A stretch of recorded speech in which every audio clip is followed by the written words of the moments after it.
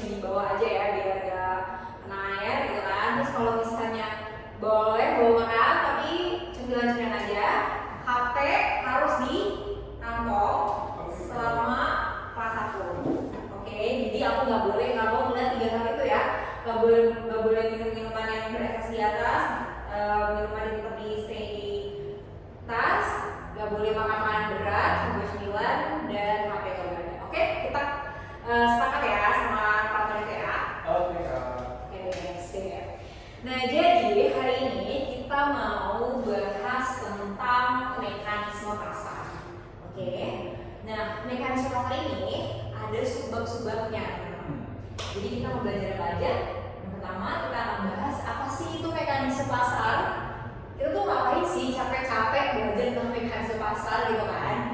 Nah, habis itu kita akan belajar nih subbab yang kedua yaitu faktor-faktor yang mempengaruhi permintaan dan juga penawaran.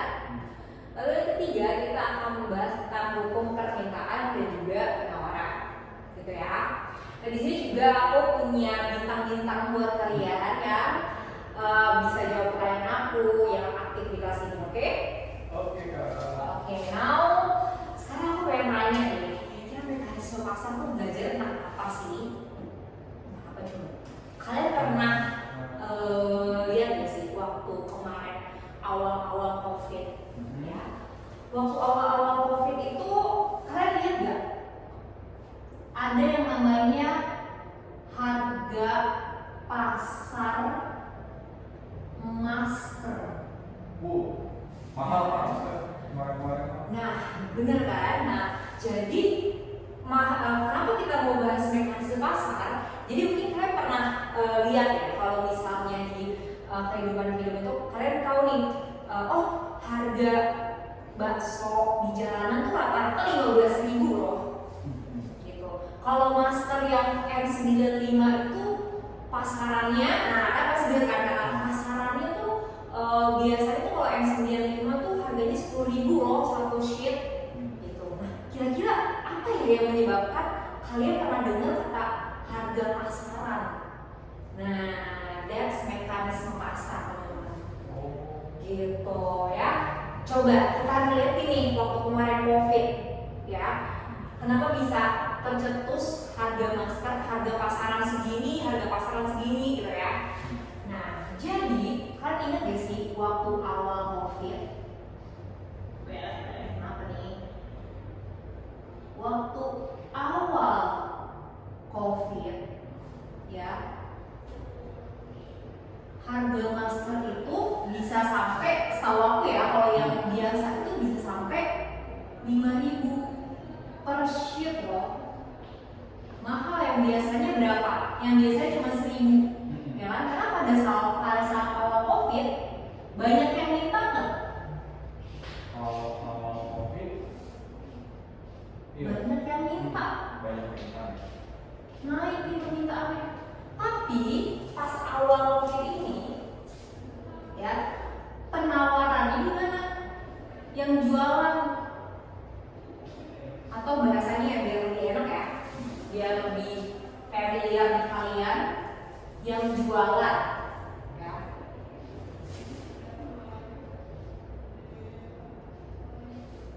Yang jualan gimana pada saat itu? Masih stabil ya kan? Masih ya udah penjualnya ya gitu aja gitu kan. Sedangkan waktu itu permintaannya itu banyak banget ya. Jadi di sini pada awal COVID banyak yang minta tapi lihat yang jualan cuman masih stabil gitu ya, masih segitu aja standar. Makanya harganya tiba-tiba bentuk 5.000 dari yang awalnya 1.000-an kan satu sheet gitu. Nah, tapi pas di akhir-akhir COVID, kalian lihat nggak harga maskernya itu balik lagi jadi berapaan tuh? Jadi lebih murah ya? Yes, balik murah atau bahkan balik lagi ke awal kan? Balik lagi ke awal jadi 1.000 per sheet. Nah, apa sih yang menyebabkan itu? Nah, karena di akhir-akhir COVID itu banyak yang minta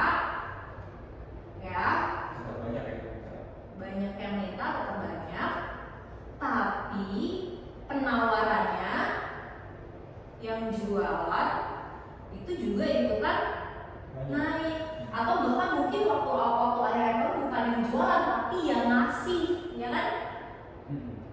Artinya apa di sini penawarannya? Ya, penawaran akan si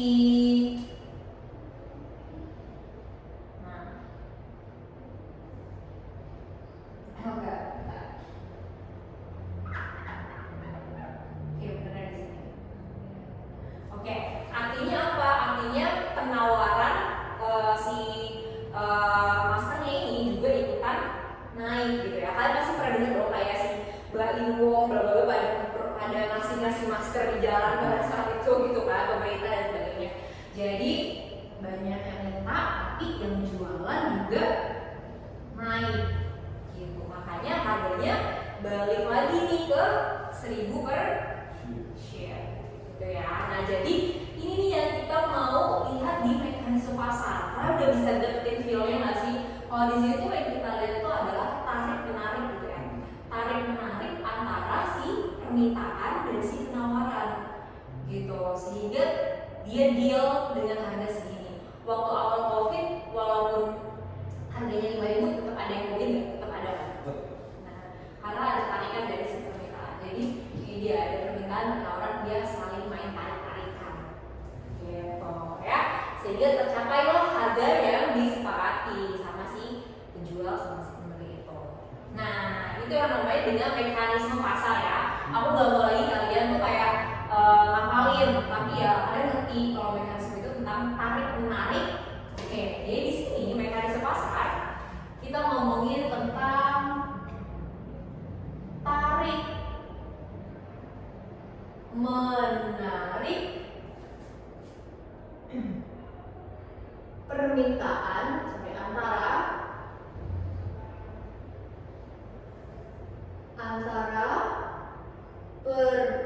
permintaan dan penawaran sehingga tercapai kesepakatan.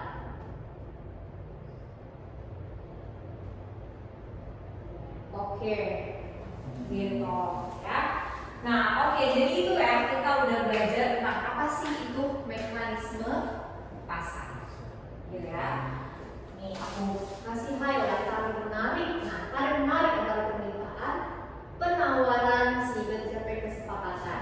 Nah, oke, karena tadi ngomongin tarik menarik antara permintaan dan penawaran, jadi aku mau breakdown dulu nih apa sih itu permintaan dan apa sih itu penawaran. Gitu. Kita masuk ke subbab yang kedua ya teman-teman ya, tentang faktor-faktor yang mempengaruhi permintaan dan juga penawaran. Kayak gitu. Nah, dulu waktu aku SMA itu biasanya babnya itu ngomonginnya permintaan dulu sampai bawah, terus baru next ke penawaran sampai bawah gitu kan. Nah, tapi di sini aku kayaknya lebih enak buat ngebandingin gitu, ngebandingin antara permintaan dan penawaran. Jadi kalian tuh ada, oh ini ya beneran ya ada connection antara dua hal ini. Nah, sebelum kita mulai, permintaan yang gampangnya ya, pokoknya kalian ingat aja kalau si permintaan ini kita pakai kacamata siapa? Konsumen. Ya, sementara kalau penawaran kita pakai kacamatanya si produsen atau si pengusaha. Itulah ya. Oke, nah jadi di sini sebenarnya bahasa buku banget sih, tapi kalian jangan kepedean ya. Jadi di sini permintaan itu definisinya apa sih? Definisinya adalah jumlah keseluruhan barang atau jasa ya yang ingin dibeli. Nah, jumlah barang atau jasa yang ingin dibeli oleh konsumen. Nah, kalau penawaran ya kita kayak kacamata produsen, jumlah keseluruhan barang dan jasa yang ingin dijual atau ditawarkan oleh produsen. Gitu ya. Oke, sekarang kita fokus ke permintaan dulu. Oke, sekarang permintaan. Berarti tadi kita sepakat kalau permintaan itu ngomongin pakai kacamata konsumen, Pembeli ya. pembeli. Gitu. Nah, kira-kira kalian kalau mau beli barang atau pengen melakukan suatu permintaan barang atau jasa, apa sih yang mempengaruhi kalian? Harga. Harga. Oke. Nah, kita masuk ke faktor-faktor yang mempengaruhi permintaan. Oke. Jadi tadi Jerry jawab apa? Harga ya? Harga. Oke. Satu, harga apa nih? Harga barang Harga barang itu sendiri sendiri. ya. Karena nanti beda nih harga barang itu sendiri dan ada harga barang yang terkait. Nah, tapi kalian aku tekankan lagi, aku gak mau kalian hafal. Coba kalian pikirin dan resapi gitu ya. Kalau misalnya kalian mau melakukan pembelian selain harga barang itu sendiri, kalian tuh pengen beli itu karena apa? Kebutuhan. Oh, karena kebutuhan kebutuhan aku, kebutuhan diri, kebutuhan yang lainnya beda ya. So, kesimpulannya apa? Berarti tergantung selera nggak sih? Oh iya. Ya kan? Terus yang ketiga, tergantung apa lagi? Oh kak, aku pengen ini tapi aku masih sekolah, aku punya duit, gitu kan? Berarti pendapatan, gitu kan? Terus apa lagi nih yang mempengaruhi selain pendapatan? Oh, aku tahu kalau misalnya tahun depan itu harga emas naik. Kira-kira banyak tuh yang melakukan permintaan sekarang akan emas. Banyak, berarti adanya ekspektasi masa depan, ya kan? Jadi kayak gue tahu nih tahun depan harga emas naik, jadi gue beli sekarang emasnya, gitu kan? Makanya ada ekspektasi masa depan. Nah, yang kelima ini tadi ada selain harga barang itu sendiri yang tidak boleh terkecoh. Di sini ada yang namanya harga barang lain. Contohnya gimana? Nah, Pengaruh. kita lanjut ke sini ya. Ini kolom permintaan, ini kolom penawaran. Di sini kolom permintaan lagi.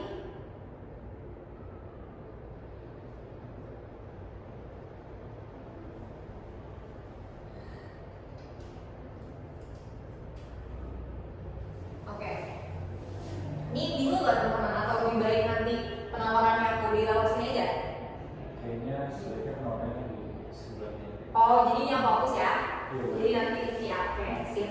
Biar kalian gak bingung aja nih, ya. Jadi ini kalian apa namanya? Sebenarnya ada juga di buku sih.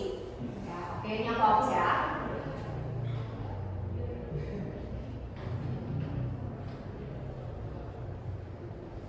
Oke. Jadi kalian udah masuk ke permintaan penawaran di kelas belum sih?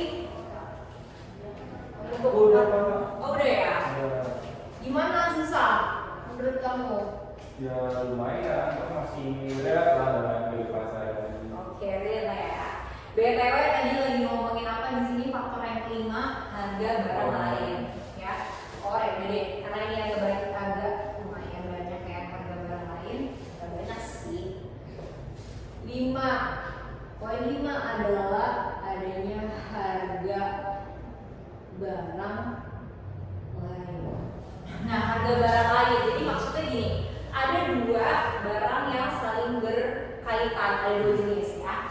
Yang pertama barang apa? Ada barang yang namanya barang substitusi.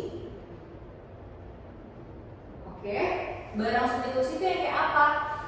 Dia yang saling menggantikan. Saling menggantikan, gitu ya. Apa aja contohnya? Ada yang disebutin barang substitusi? Contohnya misalnya aku sebutin angkot Oh. sama ojol, gitu ya. Sekarang kan ojol ya. Oke, barang substitusi nih. Angkot sama ojol. Nah, contoh misal, aku kasih tahu ininya ya, keterkaitan antara mereka berdua. Misalnya nih, harga angkot naik, ya, maka harga angkot naik nih. Kalian tahu nih harga ojol tuh lagi promo gitu misalnya. Lagi promo. Kira-kira kalian pada mau naik ojol atau naik angkot? Jelas ojol. Jelas ojol. Nah, maka di sini permintaan ojol bakalan Naik. naik. Jadi kalau misalnya harga si barang substitusinya naik, permintaan barang tersebut akan naik. Paham nggak kira-kira? Iya, paham. Paham ya? Jadi kayak contoh lain apa? Daging ayam sama daging sapi, ya. Kalau harga daging sapi lagi naik, ya udah deh gue makan ayam di oke sama daging, gitu kan? Jadi ya udah gue makan ayam juga. Gitu. Ya jadi ini barang yang jenis saling bersubstitusi ini ada hubungannya kayak gini, gitu ya. Nah terus yang kedua ada yang disebut dengan komplementer. Nah kalau komplementer dia ini saling melengkapi, gitu kan? Contoh saling melengkapi itu apa? Contoh saling melengkapi itu ada misal sepatu sama kaos kaki, gitu ya. Sebentar, ini aku ganti warna merah aja kali ya.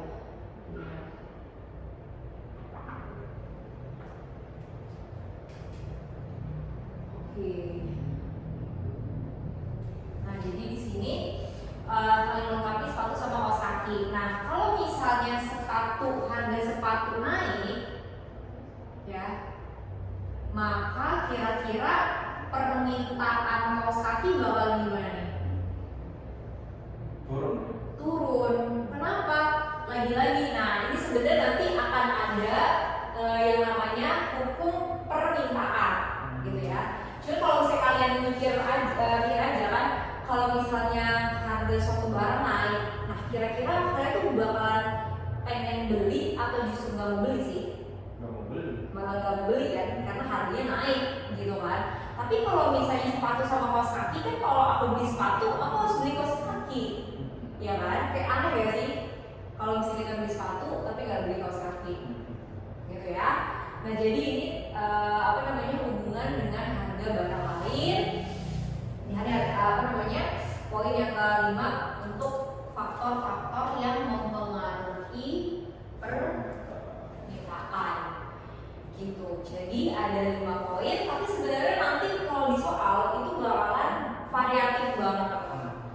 Ya bahkan absurd ada ada isu misalnya bakso tikus itu bakso itu katanya itu zaman dulu dipakai pakai daging tikus. Nah itu bisa mempengaruhi permintaan juga, gitu kan. Jadi nanti kalau di soal lebih variatif lagi, tapi yang paling dominan tuh yang 5 ini ya. Oke. Aku kasih waktu kalian 5 menit, boleh buat dicatat. Oke. Aku foto aja ya. Oke, boleh. Oke. Cukup ya. Nah sekarang kita masuk, tadi kan ngomongin permintaan ya. Sekarang kita ngomongin ke penawaran. Nah kalau penawaran tadi pakai kacamata siapa? Produsen, ya. Penjual. Iya, penjual. Nah di sini adalah kita membahas faktor-faktor yang mempengaruhi penawaran. Nah, yang pertama, kira-kira apa? Kalau kalian mau melakukan suatu penawaran, mau jualan, aku pengen jualan nih. Kira-kira harga barang itu sendiri mempengaruhi nggak? Iya, sama berarti. Yes. Kayak misal tadi gini, logikanya. Ini nih yang perlu kalian aktifin itu adalah logika kalian. Kalau lagi permintaan, pakai kacamata konsumen. Kalau lagi penawaran, berarti kita pakai kacamata si penjual.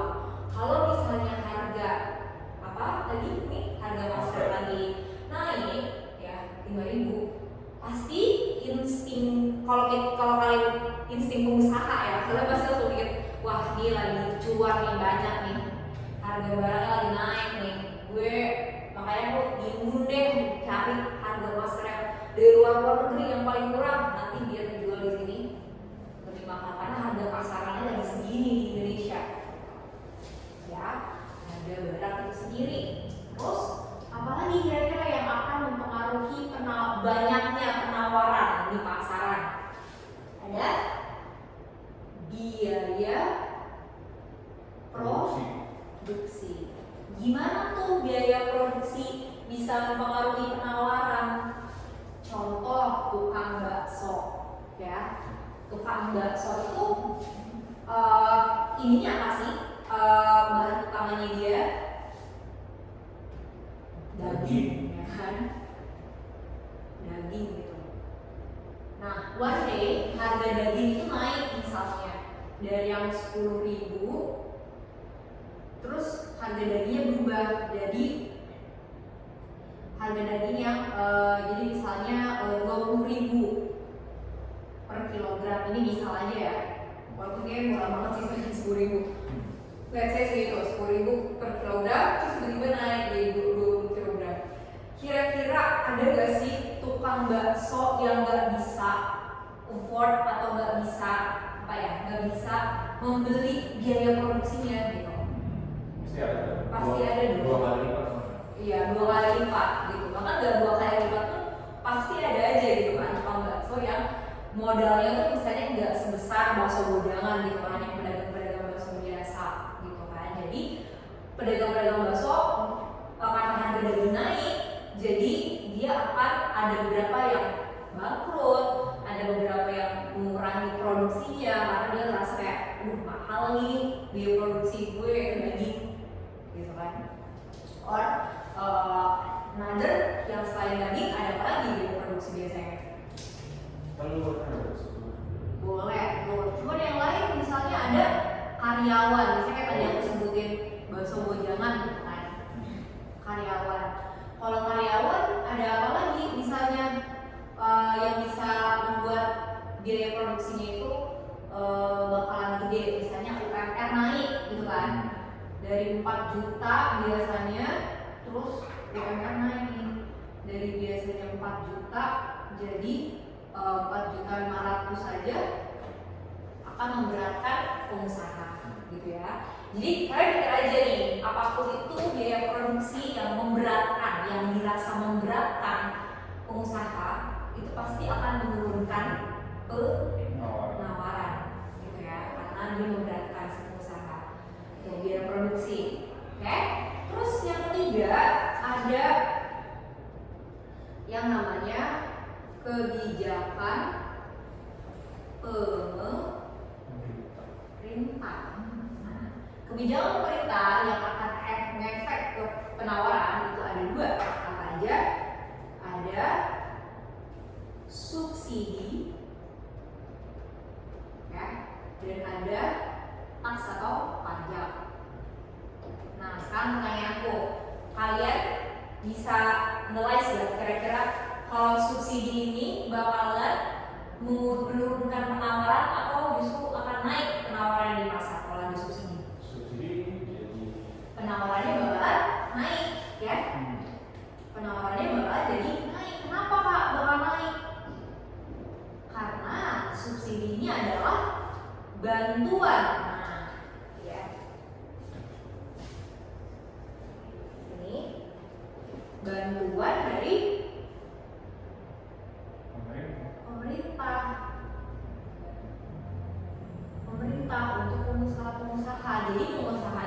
jadi ngerasa lebih apa ya, lebih ringan bebannya biaya produksinya karena dibantu sebagian dari pemerintah. Makanya pengusaha-pengusaha kayak, wah gue ini kita jual aja banyak deh, gue produksi banyak deh gitu kan, supaya penawarannya makanya penawarannya nanti pasar akan naik gitu ya, penawarannya akan naik gitu. Nah tapi yang kedua ini justru kalau pajak namanya juga beban pajak gitu ya. Nah ini justru akan penawarannya bakalan apa? Ya kira-kira seperti itu. Oke, jadi kebijakan pemerintah dan apa lagi kira-kira yang dapat mempengaruhi penawaran? Oh, PKW yang terakhir ini ada teknologi. Ya, teknologi. Kira-kira kenapa ya teknologi itu bisa mempengaruhi banyaknya jumlah penawaran di pasar? Kenapa tuh? Oke, aku kasih contoh ya. Misal petani, ya, petani itu memproduksi pakai kerbau tadinya. Pakai kerbau dia bisa memproduksi padi itu misalnya 100 padi. Nah, terus dia ganti teknologi ya, jadi pakai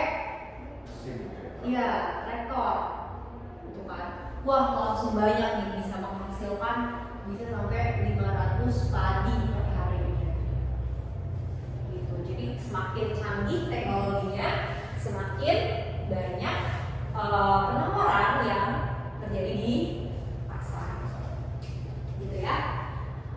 Nah, jadi nanti inilah yang mempengaruhi faktor-faktor yang mempengaruhi permintaan tadi sudah kita garap ya kan. Sementara ini faktor-faktor yang mempengaruhi penawaran. Nah ini aku kasih waktu kalian 2 menit untuk foto boleh. Oke. Ini aku checklist ya karena kita udah bahas ini. Udah ya. Oke. Sip.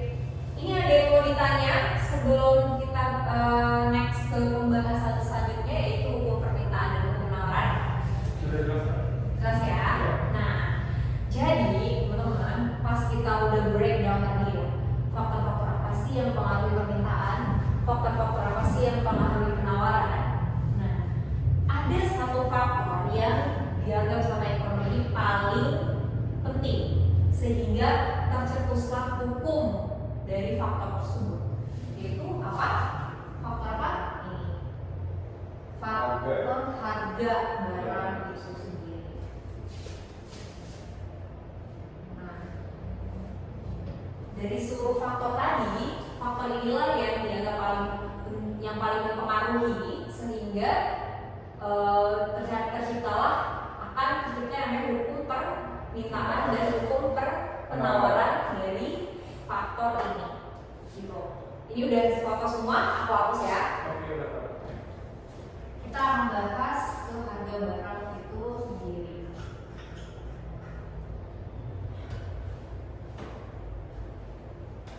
Tapi BTW nih, sambil aku hapus dan aku bakalan tulis lagi. Coba kalian buka aplikasi Ruang Gurunya, terus kalian kerjain cek konsep yang tadi ya, yang faktor-faktor yang mempengaruhi permintaan penawaran. Kalian bisa sambil buka dan kerjain cek konsepnya, oke? Oke. Sambil aku ngerjain, sambil aku hapus ini, banyak banget. Waktunya berapa menit? Sampai aku selesai ya. Sampai berapa ya? Kira-kira 5 menit lah ada gitu bisa. Oke, sambil dikerjain, sambil aku hapus ini.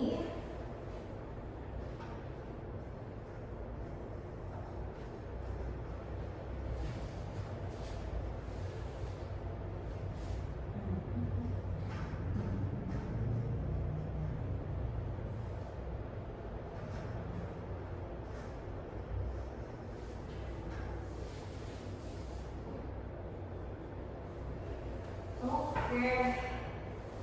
Masih mikir? Dikit lagi Kak.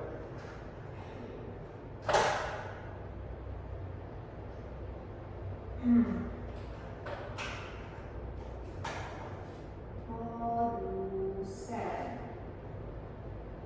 Oke.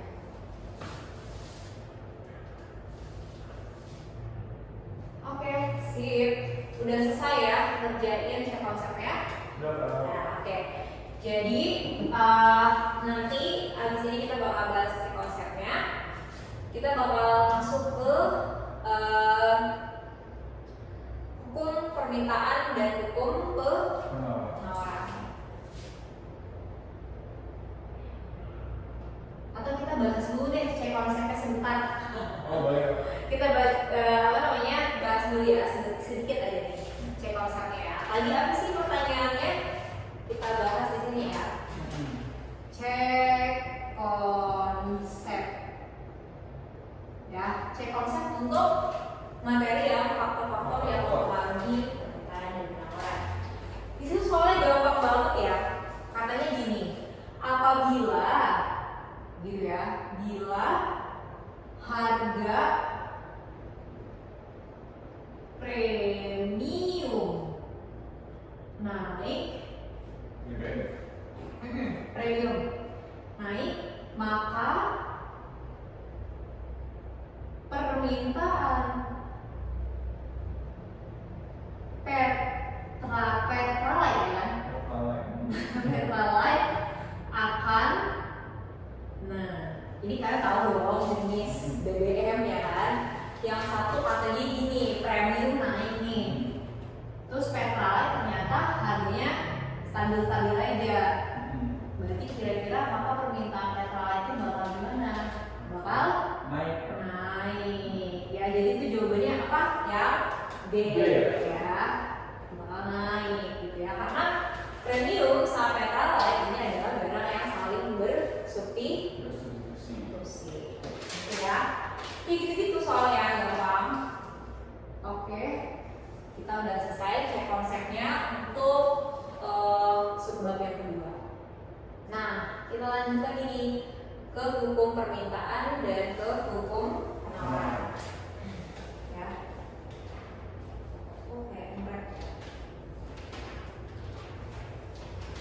Oke, tadi kan kita mulainya itu dari ada satu faktor yaitu faktor harga barang itu sendiri kan.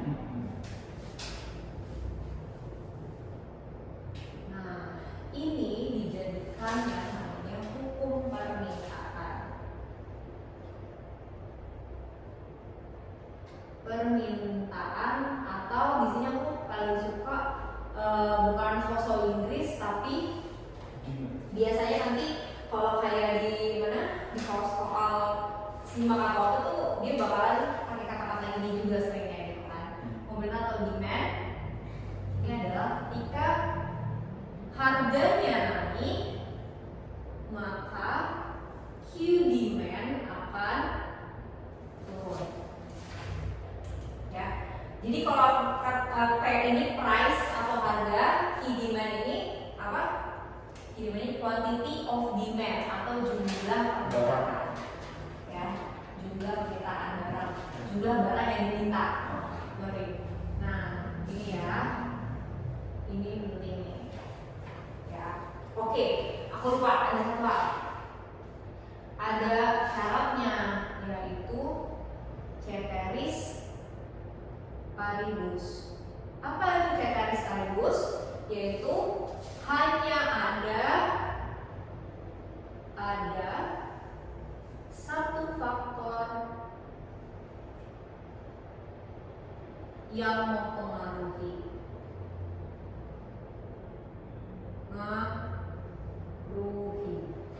Nah, maksudnya apa Pak? Nah, kalian bisa lihat di sini kan, permintaannya itu turun karena faktor harga barang itu sendiri. Gitu. Jadi kalau misalnya kalian menyangkal, misalnya Kak, tadi kita udah bahas juga ya, kalau misalnya yang mempengaruhi permintaan itu tadi ada selera misalnya. drumnya si BTS itu naik, ya kan? Tetap gitu. Tetap aku beli kok, gitu kan? Tetap aku beli kok, gitu kan? Nah, lagi-lagi ini hukumnya apa katanya? Ceteris paribus. Faktor selera, faktor pendapatan, faktor-faktor yang lain itu dikesampingkan. Only harga. Gitu. Makanya kata-kata ceteris paribus gitu. Jadi di sini hukum permintaan, ketika harga naik, maka kemudiannya akan turun. Oke, nah habis kita bahas hukum permintaan, kita bakal masuk ke hukum penawaran nih. Ini ada. Berarti sekarang udah jam berapa ya? Oh, nggak pakai jam lagi. Jam 7 pas ya? Iya. Oke, jam 7 pas ya. Berarti pas kita baru mulai. Oke, harga barang itu sendiri. Nah, sama nih di penawaran juga harga barang itu sendiri. Nah, cuman ini lagi-lagi kalau di penawaran kita pakai kacamatanya produsen penawaran atau supply. Kalau supply berarti ketika ayo gini nggak boleh main HP. Iya Pak. Ketika WhatsApp.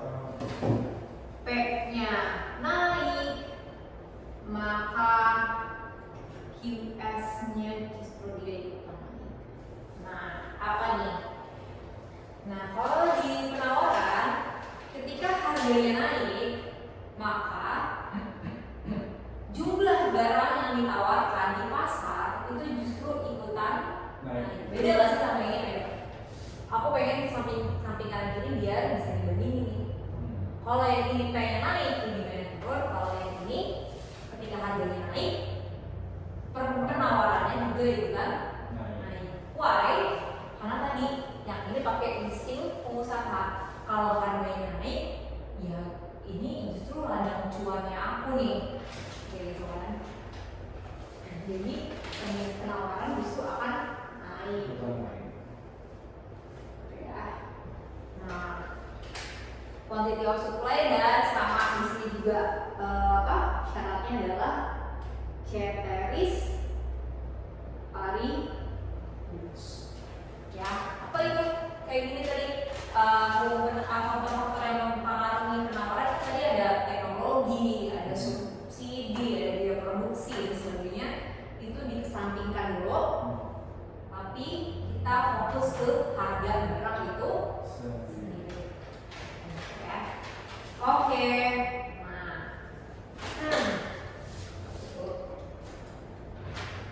Nah, kita udah belajar tentang hukumnya, hukum permintaan, hukum penawaran. Nah, ini aku bakalan merefresh ingatan kalian di bab 1. Kalian belajar soal konsep dasar ilmu ekonomi kok. Ya, ingat gak?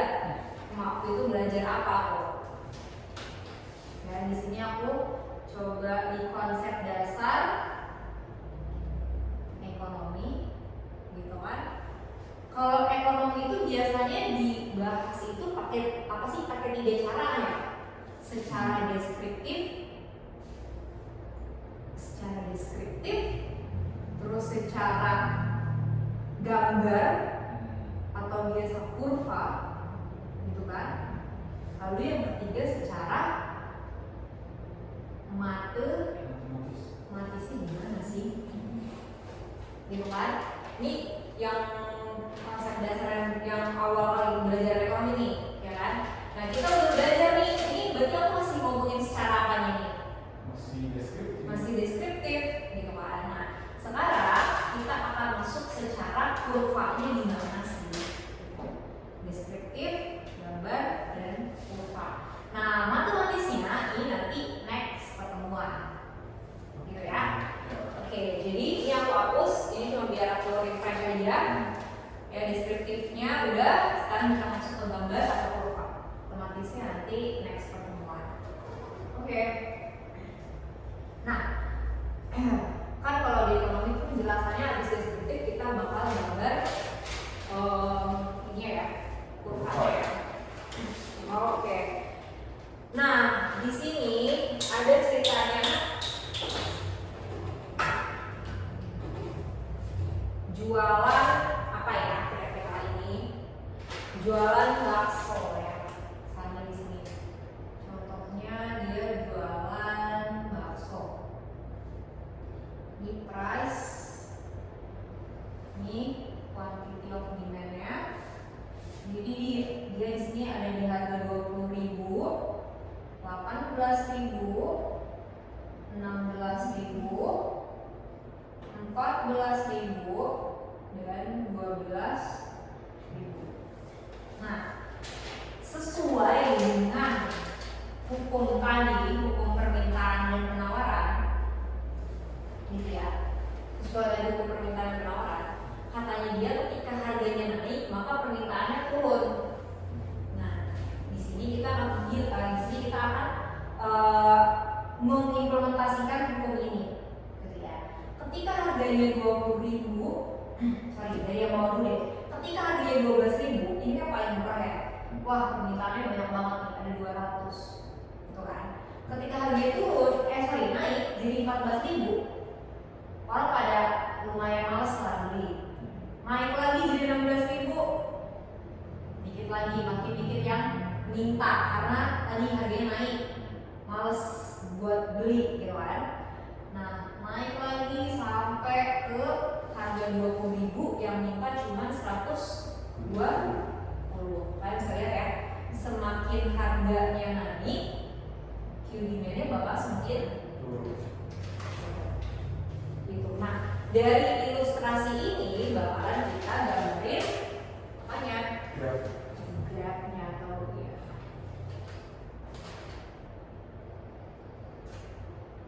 Nah, bagian ininya, bagian yang vertikal ini menunjukkan P atau harga, yang ini menunjukkan quantity of demand atau jumlah permintaan. Oke, nah ini coba ya aku gambarin serapih mungkin. Bentar.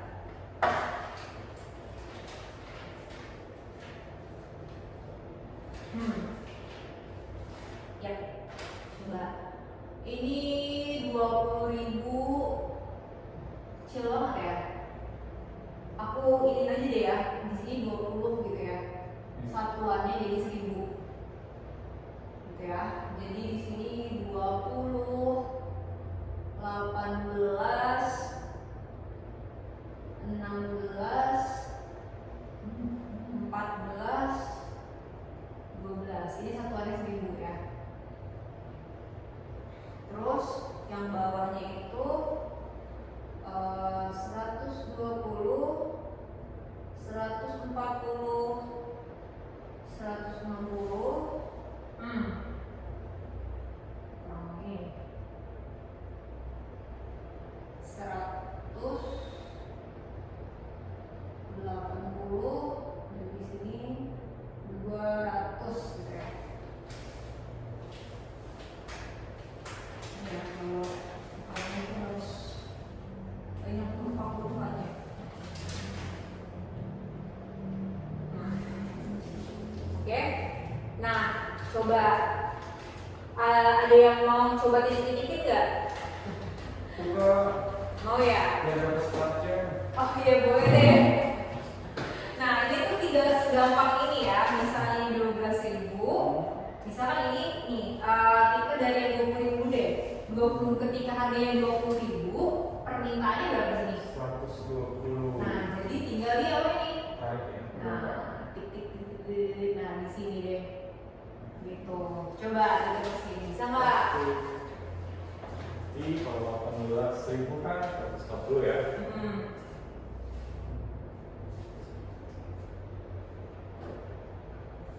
Di sini ya. 16.160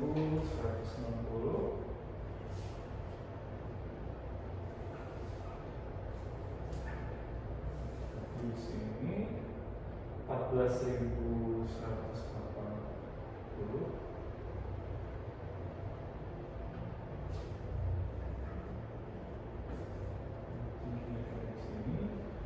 Sama yang terakhir 12.200. Yes. Oke, thank you Gary. Nah ini karena Gary udah bisa berani buat ke depan, biasanya aku kasih start cam 1 ya. 3 deh. Yeay. Wow, keren banget ya Gary ya. Jadi di sini udah digambarin sama Gary. Nah ini dari titik-titik ini teman-teman, kita tinggal hubungkan deh. Nah, jadilah ini yang namanya kurva demand ya, atau kurva permintaan. Nah, ini sesuai di soal apa? Di matematika ya. Jadi kalau kayak gini dia sifatnya apa sih? Ketika harganya naik, permintaannya turun, perbandingan terbalik kan ya? Oh iya. Perbandingan Berbalik nilai. iya,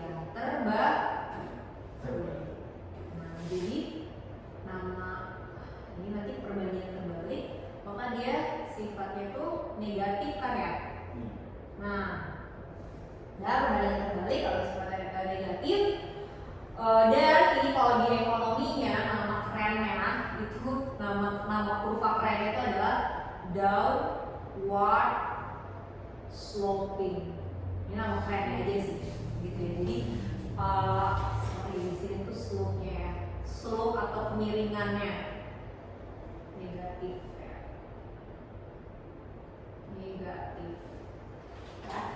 Jadi kurva ini, kurva demand ini atau kurva permintaan, dia sifatnya perbandingan terbalik, lalu dia slope-nya atau kemiringannya itu negatif, dan nama kurvanya ini disebut dengan downward sloping. Downward sloping ini apa? Kurva yang bergerak dari kiri atas ke kanan bawah. Ya, kurva yang bergerak dari kiri atas ke kanan bawah, gitu ya. Ini downward sloping, gitu teman-teman. Nah, aku dulu waktu SMA sebenarnya yang paling aku pertanyakan dari dari hukum ini itu adalah ininya nih, ilustrasinya gitu ya. Yang aku pengen kasih insight aja sedikit, kayak ini tuh angkanya tuh juga dari mana sih? Angka 20.120, 14.140, 15.110 gitu kan. Nah ini tuh memang angka-angka yang aku bikin sendiri, yang ilustrasikan sendiri gitu. Tapi itulah ilmu ekonomi teman-teman. Ilmu ekonomi itu ilmu yang ilmu sosial kan. Nah jadi orang yang pertama kali bikin hukum ini, dia menelitinya tuh ya langsung gitu, pakai kasus yang beneran ada di masyarakat. Tapi kan kalau kita nggak mungkin dong kayak harus keluar teliti dulu gitu kan nggak mungkin kayak kita gitu. Nah makanya di sini kita kasih ilustrasi yang udah ada, tinggal menjelaskan gitu ya. Jadi ini angkanya memang karangan sendiri. Oke? Nah, jadi jangan bingung ya angka dapetnya dari mana. Nah, oke, ini hukum permintaan dan juga gambarnya udah aku gambarin. BTW MC-nya aku lupa masih tahu kalau ini namanya ini adalah pergerakan sepanjang kurva atau moving along the curve. Itu ya. Nah, oke. Ini pergerakan sepanjang kurva atau moving along the curve atau pergerakan ini. Oke, aku kasih waktu kalian 5 menit untuk bisa foto dan juga atau menyatet boleh. Oke?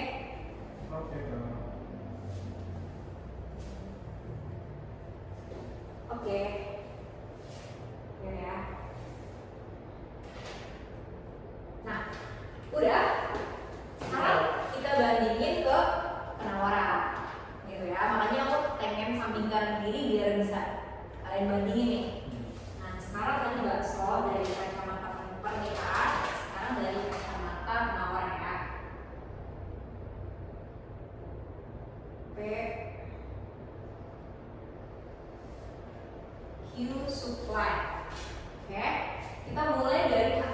20.000 juga ya, 20.000 angkanya 16, 16.000, 14.000, 12.000. Nah, 200, 180, 160, 140, 120. Nah, di sini kalian bisa lihat ya. Kalau yang tadi ini ketika harganya naik, permintaannya turun dari 200 ke 120. Kan? Aku mungkin bisa kasih highlight ini ya. Ketika harganya naik, permintaannya turun. Kan? Tapi kalau di sini lihat deh, ketika harganya naik, supply juga ikutan naik. naik. Ya. Oke, nah sama kayak tadi ya, udah kita bikin ilustrasinya di tabel, kita bakal bikin gambarnya deh, kurvanya sama persis sama yang tadi caranya ya. Ini kurvanya ini juga sama, yang vertikalnya ini menunjukkan harga, yang horizontalnya ini menunjukkan quantity of supply.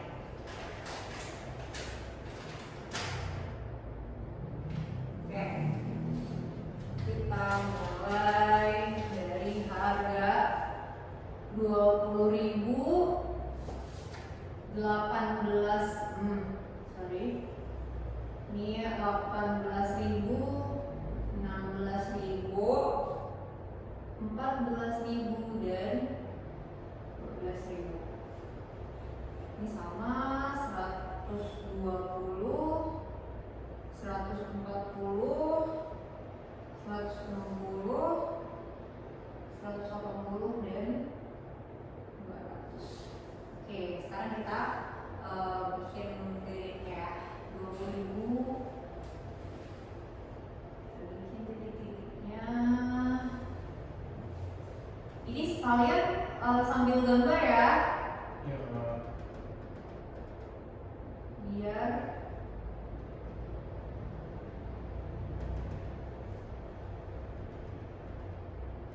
biar paham kenapa dia bentuknya tuh begitu. Nah, kalau yang tadi dia ke bawah, kalau yang ini dia ke atas. Yes. Ini dia, oke, kita sambungin. Nah, ini dia yang disebut dengan kurva supply. Nah, kalian bisa bandingin kan, beda ya. Yang ini dia ke bawah, downward sloping. Yang ini dia yang disebut dengan upward sloping. Gitu. Nah, di sini sifatnya gimana? Nah, di sini dia sifatnya perbandingannya senilai. iya, atau perbandingan lurus kan? Oke, perbandingan lurus, terus dia slope-nya, slope atau kemiringannya itu positif. Kalian kalau mau cari gampangnya gini aja, kalau misalnya ini naik kan dia sama nih positif gitu kan. Kalau yang ini naik ya turun, dia terbalik, berarti dia negatif. Terus ini nama kurvanya adalah upward sloping, ya, yaitu kurva yang bergerak dari kiri bawah ke kanan atas. Ini nama kerennya aja itu sih. Ya. Nah, sama. Ini juga merupakan pergerakan sepanjang kurva.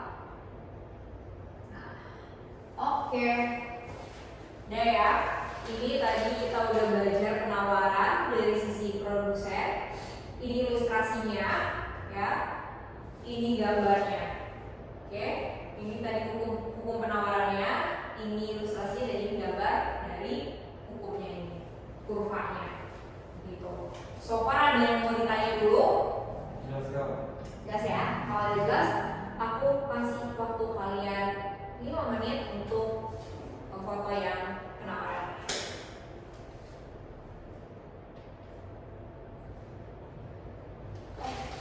Ini bagiannya hukum dan kurva ya. Hukum.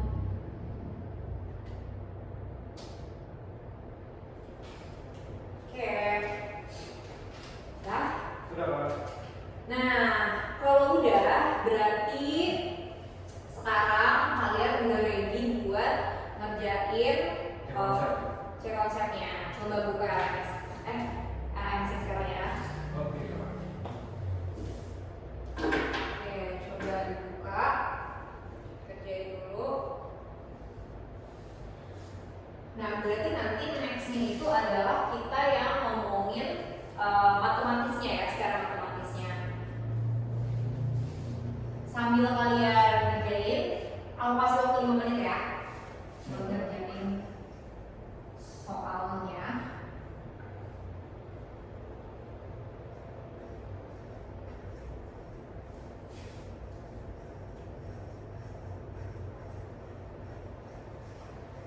Tiga menit lagi. Oke, dah clear. Nah, dah. Nah, jadi tadi udah nih. Apa kalian udah ngerjain soalnya? Ini terakhir nih ya. Tadi kita udah bahas tentang permintaan dan juga penawaran. Jadi bentuk kurvanya, ini bentuk permintaan, ini bentuk kurva penawaran. Dan mereka berdua ini bisa dijadikan satu. Ternyata bisa digabungkan. Nah, makanya tadi balik lagi ke yang awal, tarik menarik antara permintaan dan penawaran sehingga tercapai kesepakatan. Nah, kesepakatan ini nanti akan terjadi di tengah-tengah itu, ya. Tercapailah disebut dengan keseimbangan pasar. Keseimbangan pasar. Jadi ini si kurva demand-nya berpotongan dengan kurva supply. Ini P, ini quantity.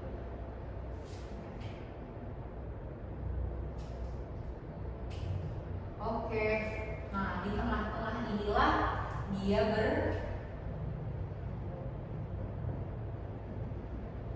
Nah, ini sebenarnya harus secara matematis sih untuk melihat di mana di angka berapa sebenarnya gitu. Cuman di sini kita bisa ngambil di angka 16.000 ya. Di 16.000 dia sama ya.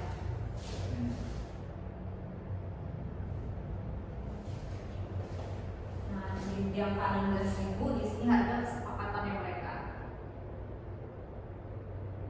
160. Nah, disinilah yang disebut tadi tuh yang kayak terjadilah harga masker di harga 5.000, terjadi harga masker di harga 1.000.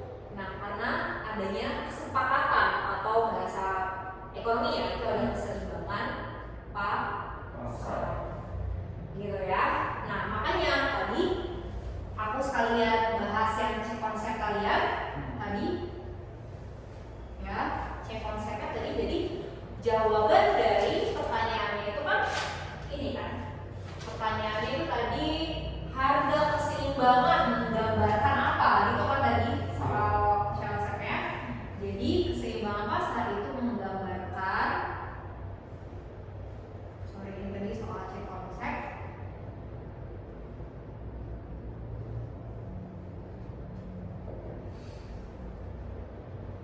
Menggambarkan harga keseimbangan menggambarkan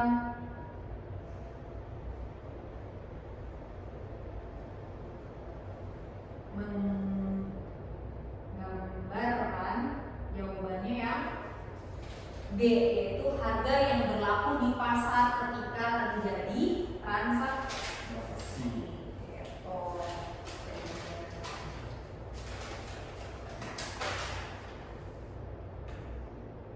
Harga yang terjadi di pasar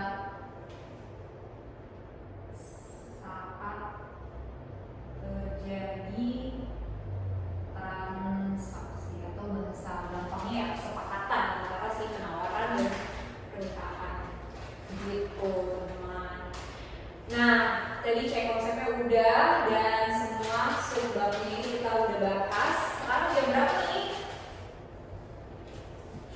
19.25 Kak. 19.25, oke, pas banget nih ada 5 menit kita buat mereview semua, kita wrap apa aja sih yang udah kita bahas hari ini gitu ya.